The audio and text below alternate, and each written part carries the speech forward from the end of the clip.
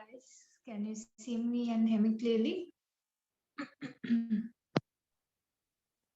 Yes. All right, great. So let's begin today's session. Sit comfortably wherever you are. Keep your back and neck straight and very gently close your eyes.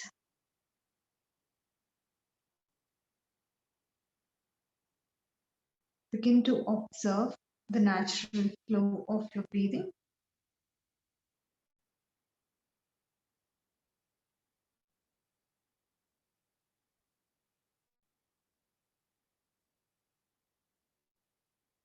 Start disconnecting the mind from all the external objects and bring its attention to the breathing process.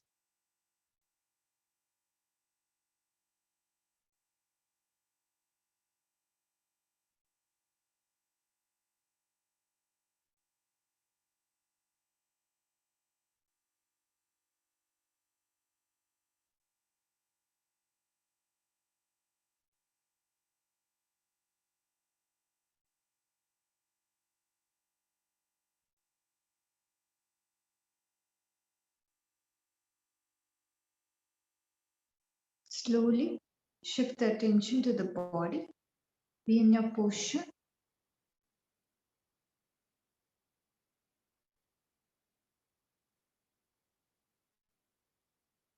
Keep your posture stable and comfortable.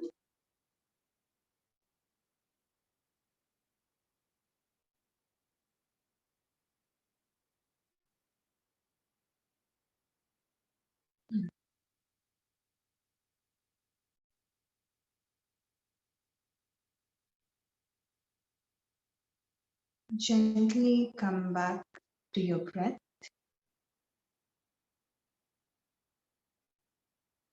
And start the practice of Puraka and Rechaka.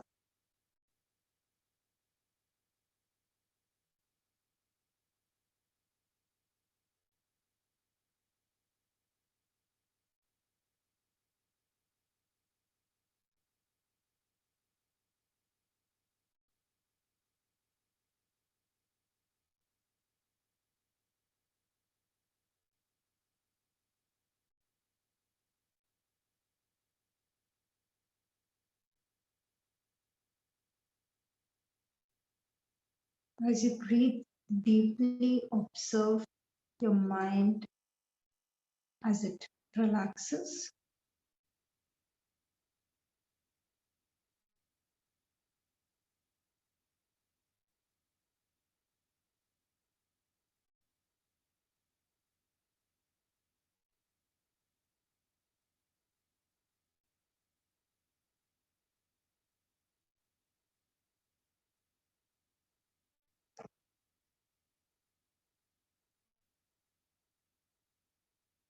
We'll open today's session by chanting Om 3 times, followed by 3 Shantis. Inhale deeply for Om.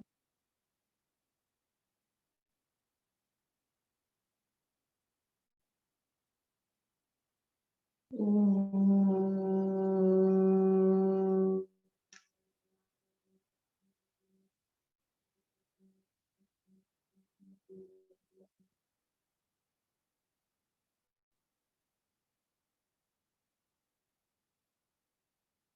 Om.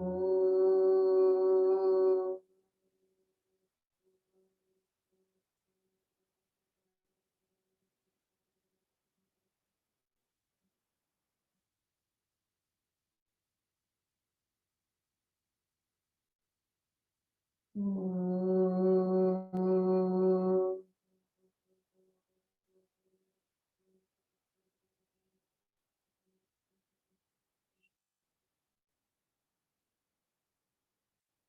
Shanti, Shanti, Shanti.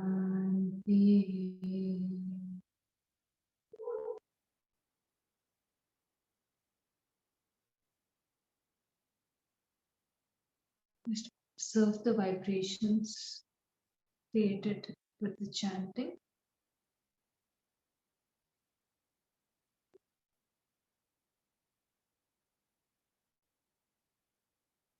Join your palms together and begin to rub your palms together.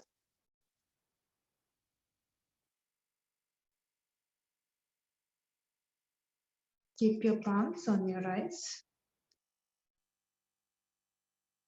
Very slowly, while blinking and looking at your palms, begin to open up your eyes and start coming back with a big smile. Namaste, everyone. Let us begin today's session. Last time we were discussing some general notes for your pranayama practices. So today we will complete that part, right?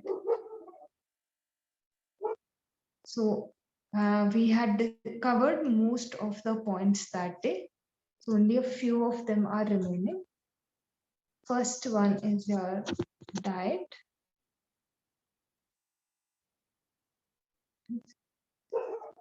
So last time I told you, you have to be empty stomach. So one thing is that the consumption of food should not take place before you do your practices, or you should be empty stomach, right? But sometimes what will happen is some of your students, their body is quite habitual to eating something, right? So they won't be able to, like, they will feel a sense of weakness. So when they start restricting, right? Especially in the evening if you're planning to practice, right?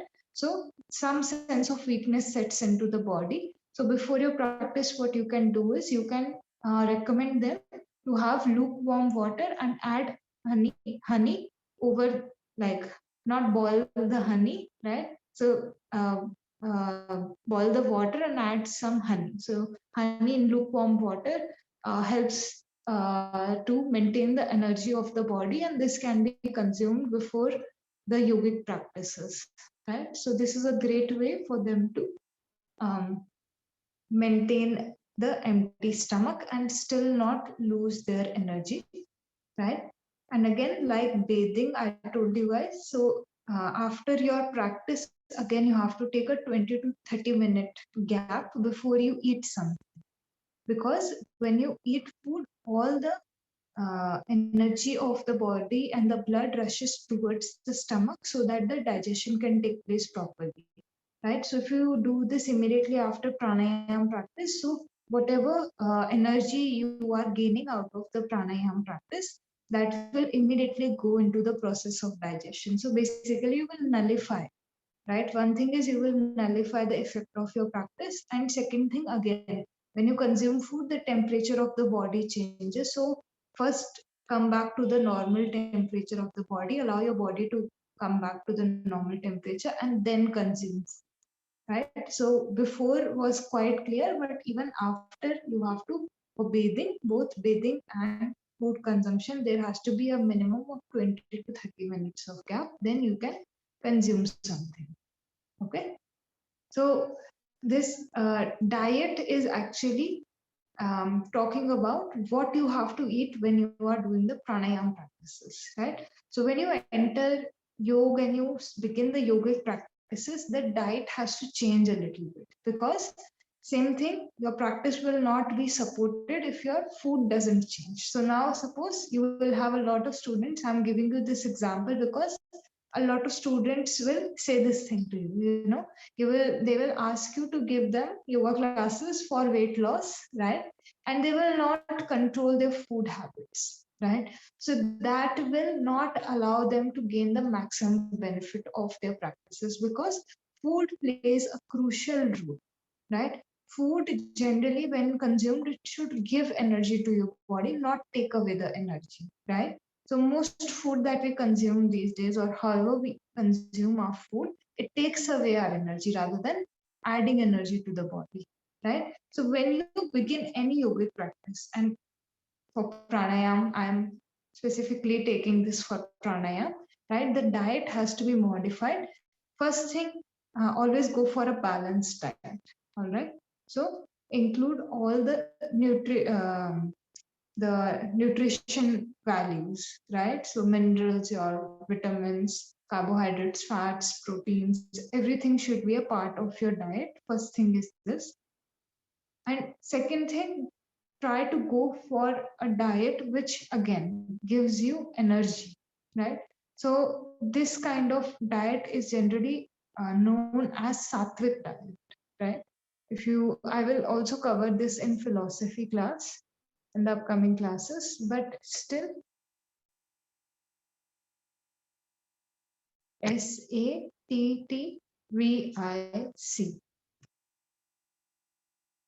Satwik. Sattvic food should be consumed. This kind of food is generally very easy to digest, gives a lot of energy to the body. And since we are talking of pranayam only, so I told you everything has some pranic value. So generally, sattvic food has very high pranic value, right? Like the vegetables, your fruits, when you eat them, you feel fresh, no? And body also feels very, very like energized. So sattvic food generally has very high pranic value.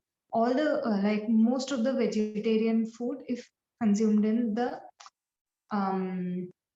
basically no chemicals are added, no preservatives are added. So these kinds of foods, they generally give your body a lot of energy, right? Non-vegetarian food, those come in other categories. They will generally not be suitable when you are doing pranayam. So if you are currently consuming non-veg, at least for the duration of the course, consider not consuming it so that you can see the impact of your practices, right? Okay. Any doubts in diet? Because diet generally uh, brings up a lot of questions, right? No, thank You're covering a lot of it in Ayurveda, so um, yeah, I'm positive that not a lot of doubts will come out. But yeah, just in case you still have anything on your mind. Okay, great. So diet is the first thing. Okay. Second thing is the sitting position.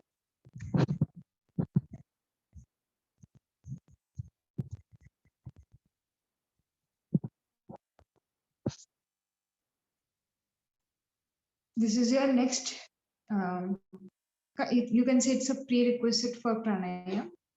So most of the pranayams are done in a sitting posture. So sometimes, students ask that, can we do this lying down? Or so pre-practices can be done in a laying position also, but pranayam, when you are doing pranayam, it has to be done in a sitting posture where your body is comfortable and stable, right?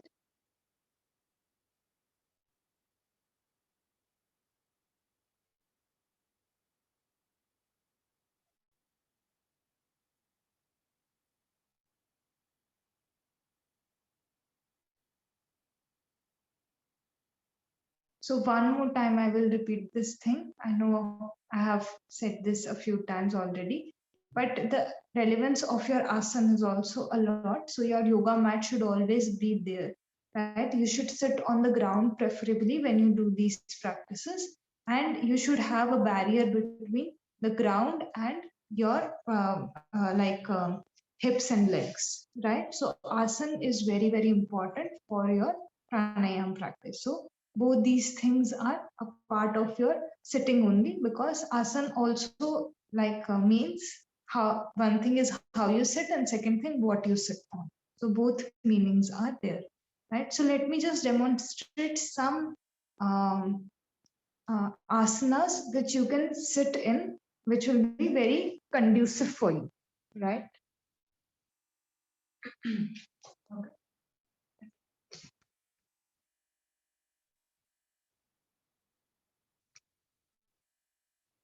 Okay. Sorry about that. All right. So first asana is Sukhasana, the one in which I am sitting. So cross-legged position. One foot will go under the thigh of the other one, and the second foot will go under the thigh of the first one. Right. So both your feet are placed on the lower, like below your thigh. This is Sukhasana. This is the easiest posture in which you can sit. right? So if you cannot go for any other complex posture, then this is the most ideal posture for you. And you can sit for a long period of time, right? So it depends. So as you won't be able to do all of them, nor do you have to do all of them. You just have to choose one in which you are most comfortable, right? So now second one for you is the half lotus pose or Ardha Padmasana, right? So you will take one foot on the root of the other thigh. So my right foot is right now placed on the root of the left thigh, the junction point where my hip joint is there, right? Pelvic joint is there. I place my foot over here, and my other foot is placed below my knee, right? So that my knee is supported, it is maintained on the same level. So half lotus pose. Keep your back straight, and you can gently adopt any mudra. So chin mudra is the most preferable one, where you join the index finger and the thumb together and leave the remaining three fingers straight and place this palms facing upwards. Okay, not downwards, upwards on your knees like this. So this is your second posture that you can choose, right? If you are if you have been practicing for a while and you can sit in the lotus pose, so you can again one foot is on the root of the other thigh, and then you again bring the second foot up and place this on the root of the first thigh, right? And your knees should ideally touch down, right? So both the knees are at the same level, but sometimes what happens, one is above, up above. So again, this will come with practice that this will go down, right? Or you can go for half lotus. It's not necessary that you go for lotus pose only. This will take a while, but lotus pose is actually one of the most ideal positions because in this posture, your body gets locked and your spine remains straight. Okay, so if you can do the lotus pose, then again, lotus pose is a very good posture. Okay. Now, one more posture I will tell you, right? So one last posture is the Vajrasana. Okay. So Vajrasana is done something like this. I will tell you the exact specifics also, right? So both your knees, one thing, they should be together when they come in front, right? This is the posture. You keep your hands, palms facing downwards and on your knees like this. Okay.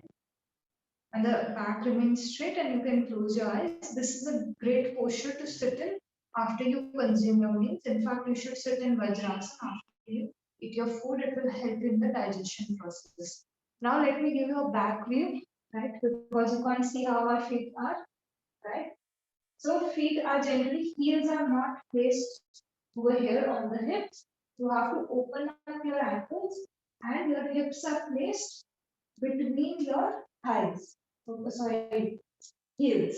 So my hips are placed with between my heels, not like this. Okay, so just take care.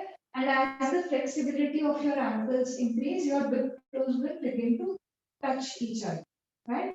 But even if they are not touching each other right now, that doesn't mean you cannot do Vajrasana.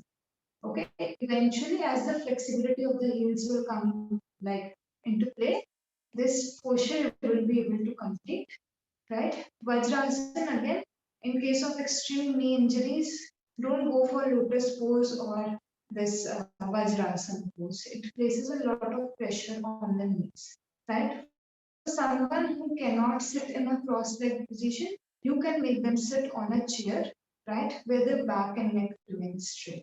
So not everybody will be able to sit in a cross-legged position. So for those people, you can go ahead and make them sit on a chair. Just make sure their back and neck remain straight, right? And if initially you feel you need wall support, so you can sit along with the wall just to make sure your back is straight.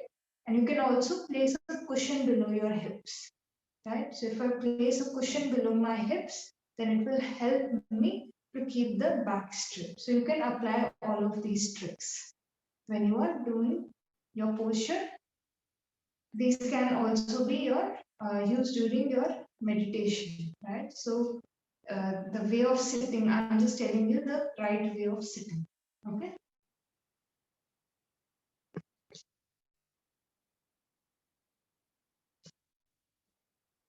Any doubts in this?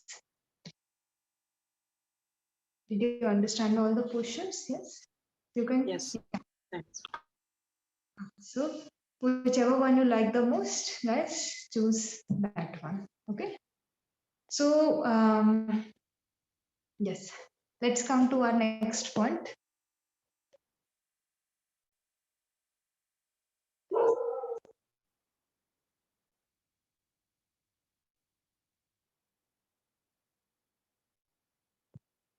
This is very, very important, right? You have to work on avoiding the strain. Now, in asana, the body is unable to move when we are not that flexible, right? But still people end up having injuries, right? But when it comes to the breath, you are working on something very, very subtle. So what people do is sometimes, they hold their breath or they breathe with a lot of strain and force.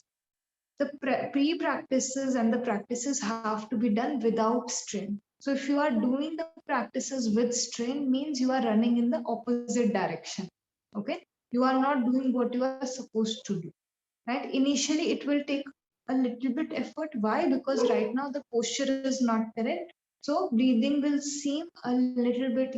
It will when you start taking fuller breaths. So it will seem as if a lot of strain is coming, but that is just happening because posture is also getting corrected. So most of us, we sit with a hunched back, right? So when you sit straight and then you start abdominal breathing, so initially it might seem as if abdominal breathing is taking a lot of effort, right?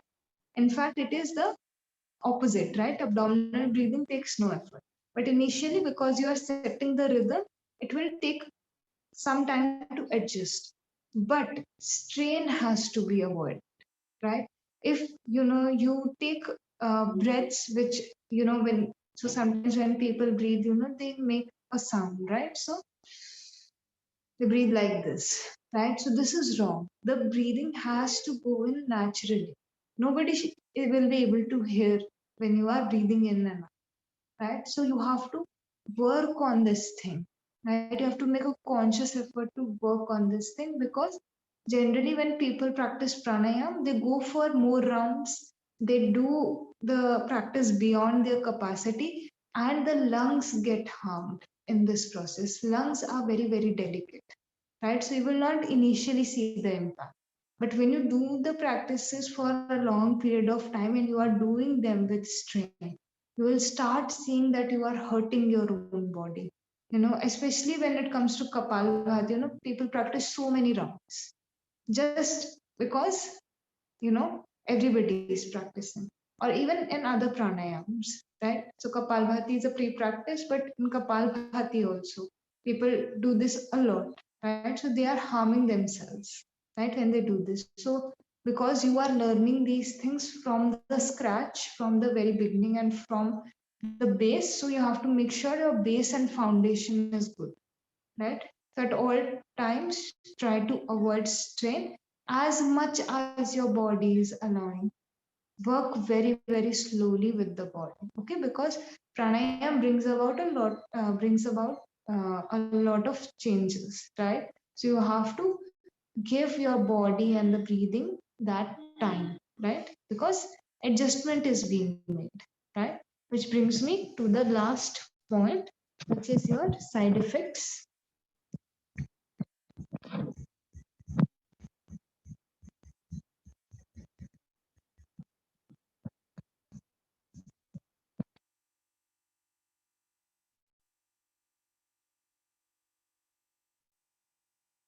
Okay. So there are some side effects that you will see in the beginning. Okay, so don't worry, don't get scared at all, right? Why? Because when you start doing the pre-practices and practices, both the things, right? The amount of oxygen in the body increases, right? So again, the body will slowly get used to these things, right? So suddenly when the oxygen level increases, suddenly when, the way in which you are breathing, you are changing those things. So the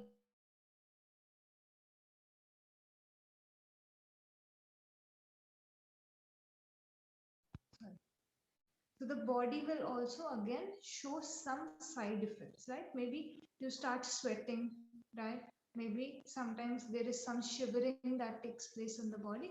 This is completely natural. As you practice more and more, this will go away, right? But in some cases, it doesn't go away, right? So if with continuous practice it is still not going away, then you have to consult a teacher, right? So in your case right now you will consult me, but initially when you are beginning the practices, if some side effects are showing up on the body, it is completely normal and natural. All you have to do is, if it is getting too uncomfortable, you have to suspend the practice. And if you think that okay, right now this effect is showing up and you are still connected to your practice, you are able to practice, then you can just go for a like some like lesser amount of rounds, right? So you can reduce the rounds just to see that is it changing whatever you are experiencing, right? So it's more of you are observing your body, how it is reacting to the practices, right? And eventually it is bound to go away. But if it doesn't, guys, for you, so you can, of course, ask me. I will be taking and guiding you throughout your sessions. So for now, if you're feeling something like that, it is completely all right. Depending on your own judgment, you can suspend your practice or reduce the practice. All right. Okay. So this ends our the general notes, right? Any doubts in any of the general notes? No? No. Okay. So let's begin with today's practice. So today we are going to do a different practice, and the practice is called thoracic breathing.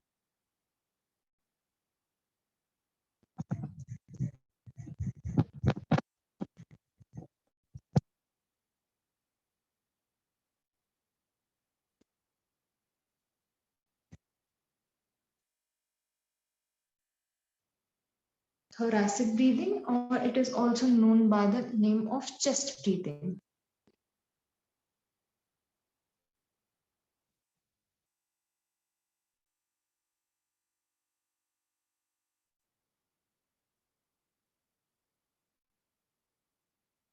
Right? So this breathing, most of you are aware of, because that is how we breathe as adults, right? So we are mostly using our chest to breathe, right, during our day, right? So when you breathe through the chest, you are again oxygenating the middle lobe, right? I told you about the three lobes. So abdominal breathing oxygenates the lower lobe, and then the thoracic breathing will oxygenate the middle lobe of the lungs, right? So all the blood vessels that are passing through this area of the lungs, the exchange will take place more properly when we go for this practice. Now, when we practice chest breathing during our day, we are still not doing it properly, right? So this time our target is going to be what? Maximum expansion of the chest, right? As much as you can expand and contract, you are going to do that thing. So you're going to somewhere increase your lung capacity when you do thoracic breathing, right? Thoracic breathing, as I told you before also, it is connected with the stress that the body experiences. So most of the adults, they go into thoracic breathing when there is some amount of stress in the life, and then they forget to switch back, right?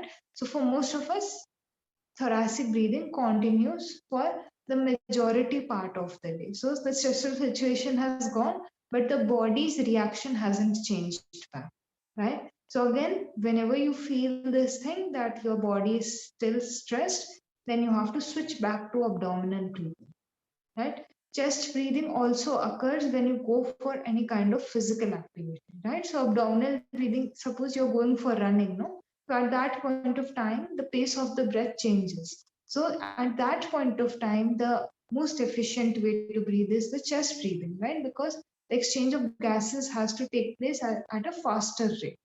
right? So chest breathing will again, whenever you go for any form of physical exercise, you will see the chest breathing has started, right? So again, don't forget to switch back when you end that practice. But at that point of time, that is the best way for your body to acquire oxygen. All right. Abdominal and chest breathing, when combined together, help you to increase the capacity of the body, right? So, in order to attain more oxygen, generally both these breaths are combined together, right? So, there is nothing bad in chest breathing. It is just a way for you to, as a combination with the abdominal breathing, it will only aid you to deepen your breathing and increase the length of your breathing, right? So when you breathe in, the chest should come out, right? Lungs should expand and chest should come out, right? And when you exhale, then lungs will contract and the chest will move in, right? This is the practice. Very, very simple practice. But again, when you do it with conscious breathing, you will see that again, this breath also seems quite different, right? When you do it as a part of the pre-practices, it is quite different. Try to maintain your posture as much as possible. This breathing will require more effort than abdominal breathing. Okay, so this strains a person more than abdominal breathing. But again, chest breathing is also a good practice. So for people who have any kind of respiratory disorder, they can do chest breathing also, right?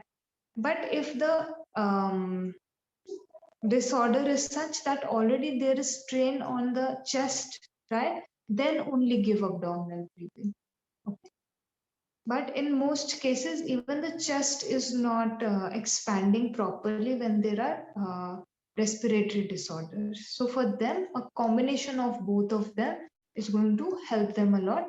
During COVID, both abdominal breathing and chest breathing were very, very effective practices, right?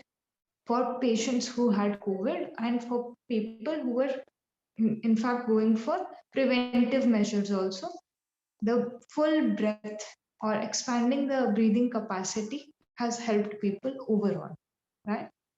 So, do you guys have any doubts or we can begin our practice? Begin our practice? All right. So first we will do little bit abdominal breathing today and then we will go into the thoracic breathing. All right. So just sit comfortably. You can also choose to lie down, right? If you feel like lying down, this can be experienced very well in a laying position also. So just choose your posture, whichever one you prefer. And we will just place one hand on our chest when we do thoracic breathing. And when we are doing abdominal breathing, you can keep one hand on the abdomen just to gain a better idea of how the breath is flowing, right? So choose your posture. Be comfortable in whatever posture you have chosen, right?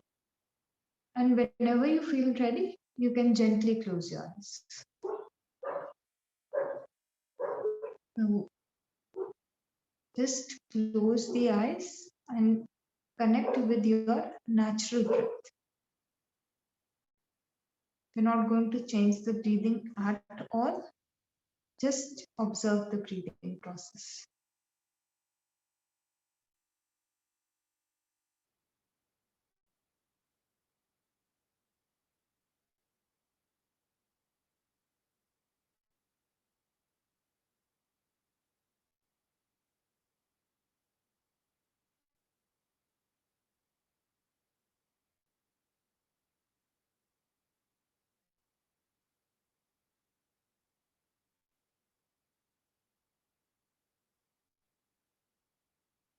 Disconnect from all of your thoughts and all the external distractions and keep the mind aware of the process of breathing.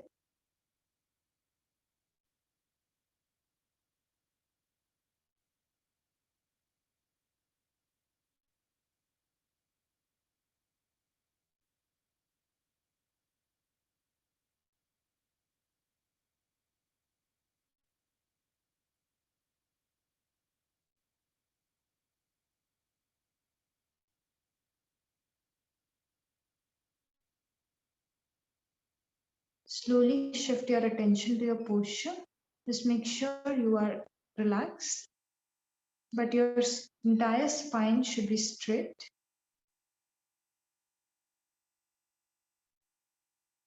And make sure there is some amount of stability in the body.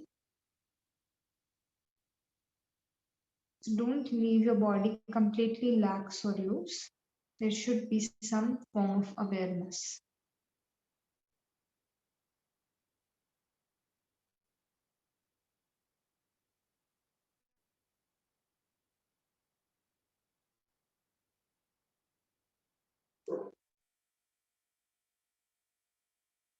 Gently come back to your breathing and begin to deepen your breath. Go into the practice of Puraka and Dechaka for a few more breaths.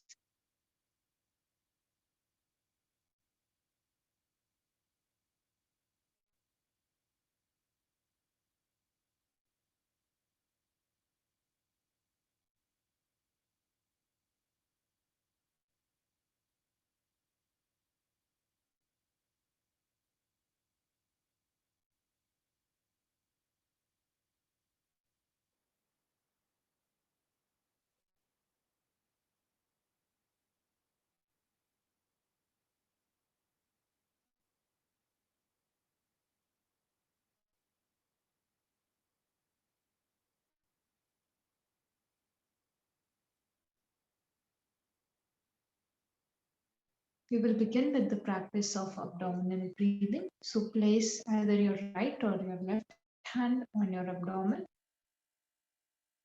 Exhale fully. Feel your abdomen contract in. And as you begin to inhale, expand your abdomen properly. Feel that expansion. Once you inhale fully, directly go into the process of exhalation. Feel your tummy go back in and try to bring the navel as close to the spine as possible. Exhaling fully. Directly go into the inhalation again and just follow this rhythm.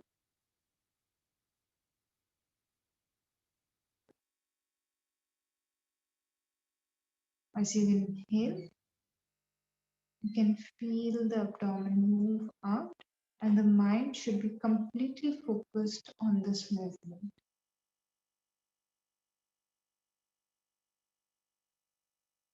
As you exhale, feel your abdomen move back in.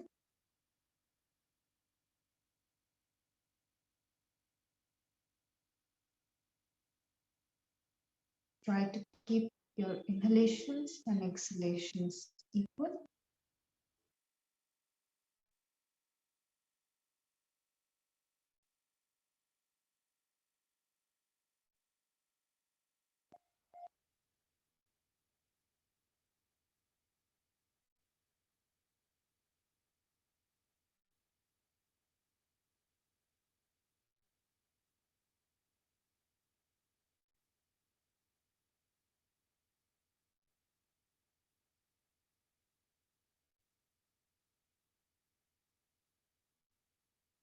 Feel the breath relax your body and your mind.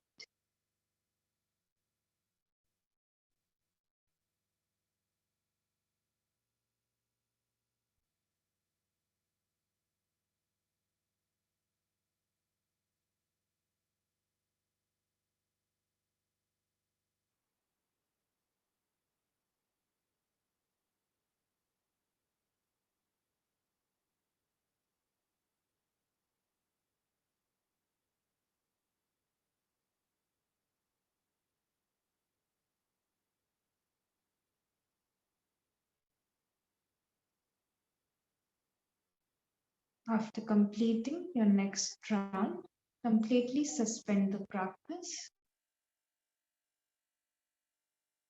You can relax your hand and just Focus on your natural breathing.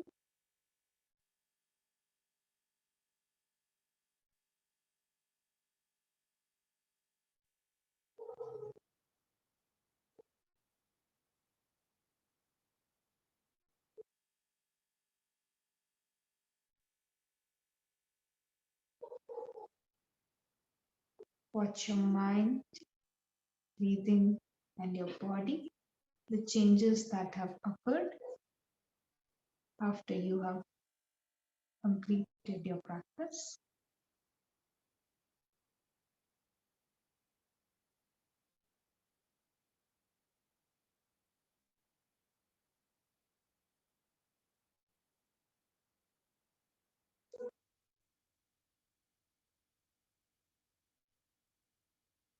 Keeping the back and neck straight, prepare for the next practice, the practice of thoracic breathing. You can gently place one hand on your chest region.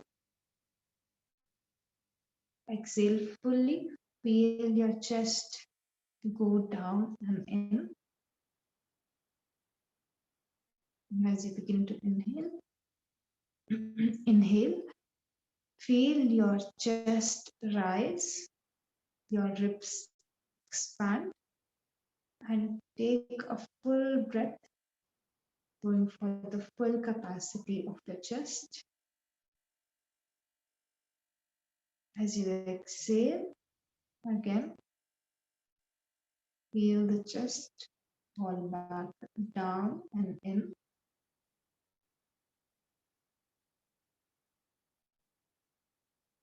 Go for a continuous practice. Don't hold your breath anywhere in between. After inhalation, directly go into the process of exhalation and vice versa.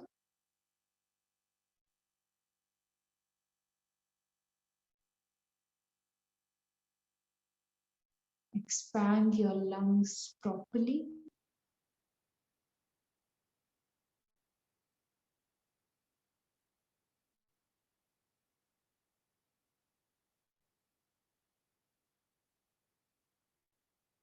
Also, make sure that you exhale out the air fully.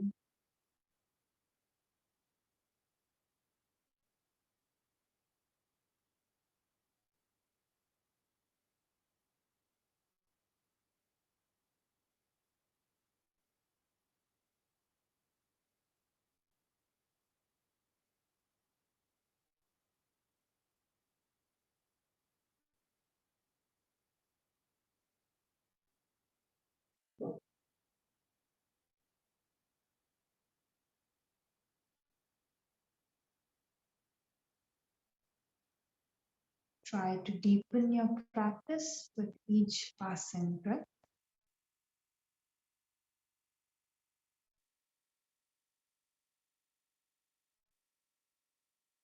And explore the full capacity of the chest area. Expand fully and then go for proper exhalation as well.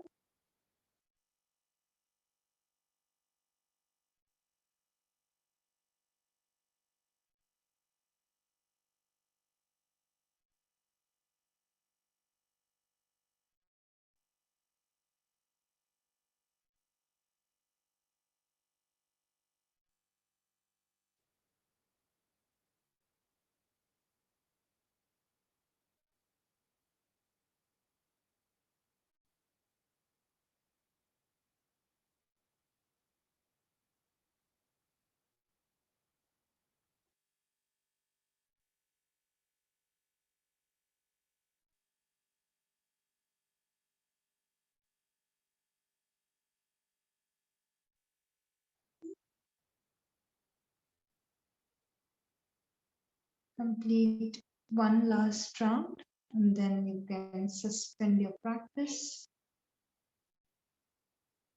You can relax your hand, keeping the back and neck straight. Simply observe. Come back to your natural breathing.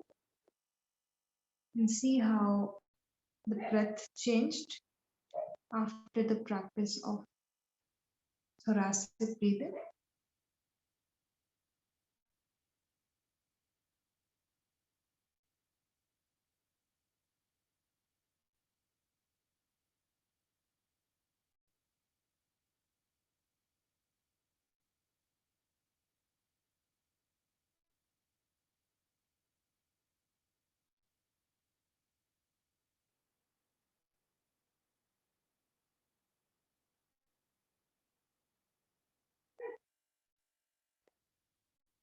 We will go for one round of abdominal breathing again. If you feel the need, you can place your hand on your abdomen, or you can simply observe, keeping your back and neck straight. As you begin to inhale, expand your abdomen.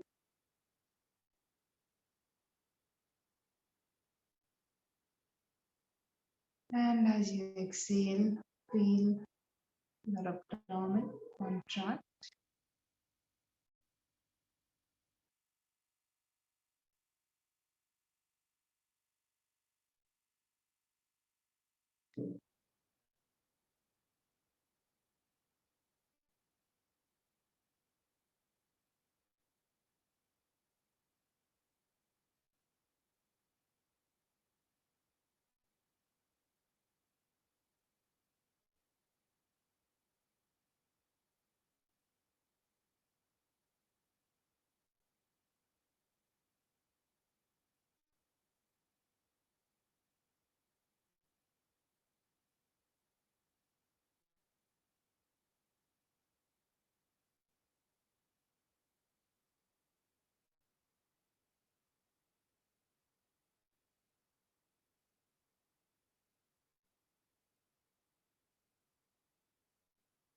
Simply observe as your belly is moving.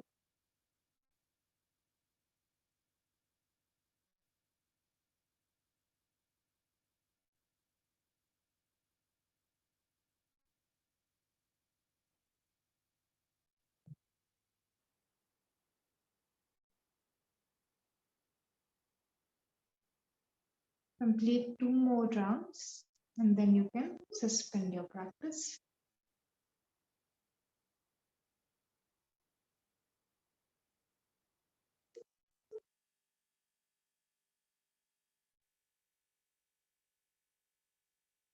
Keeping the back and neck straight, simply observe. Come to your natural breathing.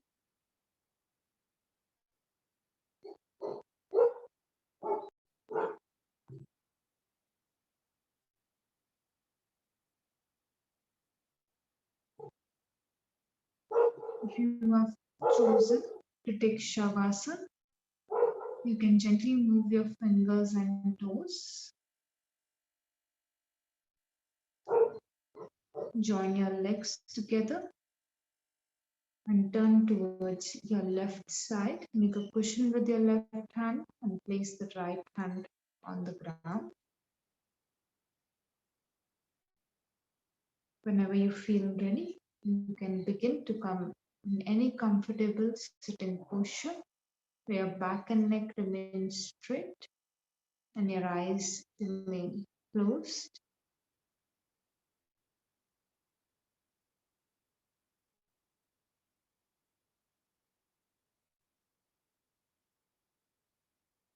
We will end today's session by chanting Om one time, followed by 3 Shantis.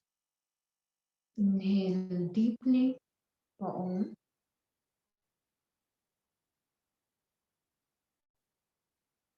Om.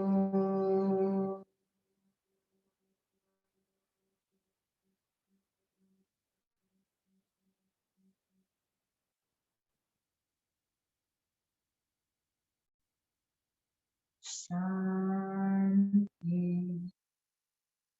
Shanti.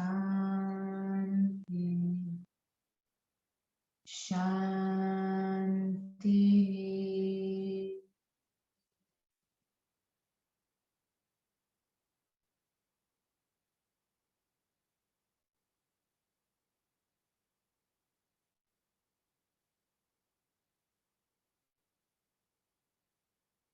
Run your palms together and gently bow down. Take a few moments in your day just to feel a sense of gratitude.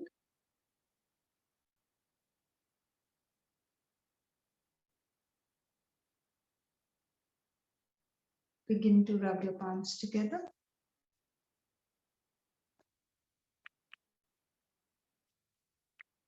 Keep your palms on your eyes. We will do this practice 2 more times. So rub your palms together properly.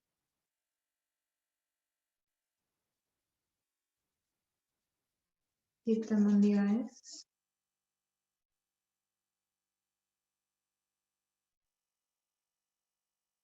One last time, rub the palms together.